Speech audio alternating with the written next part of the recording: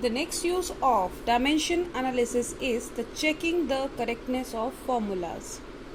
Checking the correctness of formula is based on basically the principle of homogeneity. Principle of homogeneity. And according to this principle, the formula is correct. Formula is correct if left hand side dimension formula is equal to right hand side dimension formula, and is based on the fact that the physical quantity of same nature can be added or subtracted. Means only the displacement can be added or subtracted to displacement only, velocity can be added or subtracted to velocity only, and so on. So basically, to do the checking the correctness of formula, we will follow a certain example, and I will let you explain how we can check whether the formula is correct or wrong. In this process, the method to be followed is write the left hand side formula, dimension formula for the physical quantity, and then write the right hand side dimension formula for the respective physical quantities. Now if left hand side comes out to be equal to the right hand side, it means our formula is correct, otherwise it is wrong. Let us now check the correctness for this formula. Here T is the time period, L is the length of the pendulum, G is the acceleration due to gravity, and 2 pi is a dimensionless constant. So we will not put any dimension formula for this physical quantity. The step to be followed is left hand side. The dimension formula is, since there is time T is only, so we will write T. Right hand side, in right hand side we are having 2 pi, which is a dimensionless constant. Since we are writing the dimension, so we will omit it.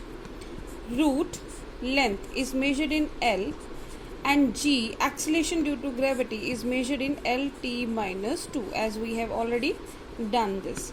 So this cancel out, and this will left with T square, or this is T. Since you can see here the left hand side is equal to right hand side, so we write left hand side is equal to right hand side. Therefore the formula is correct. Let us do one more practice question to understand this concept. Okay, the statement is, check the accuracy of the relation nu is equal to 1 by 2L root T by M, where nu is the frequency, L is the length, T is the tension, and M is the mass of unit length of the string. Right, so our relation is nu is equal to 1 by 2L root T by M. Now left hand side is frequency, and unit for frequency, formula for nu is equal to 1 upon time period. So its dimension formula is T inverse. While writing the right hand side is comprised of different physical quantities. Here it is length, T is the tension. Actually the tension is equal to the force. So the formula will become MLT minus 2. Mass, here mass is not actually the equal to M. Here it is mentioned that M is mass of unit length. It means this M stands for mass per unit length. Keep in mind, in some of the questions it is given that M is not equal to mass of the string or mass of any object. It is given of mass of unit length. It means that mass depends upon the length also. So in such situation, we will put the dimension formula M by L, not only M. Right? So it becomes ML minus 1. Now putting these values to the right hand side, 1 by 2 is a dimensionless constant, so we will skip it. For length, we will write capital L. For tension T, MLT minus 2 upon for mass per unit length ML minus 1. Now this L is cancelled out with this. This M is cancelled out with this. So what is left with? L T. Okay, there is root also.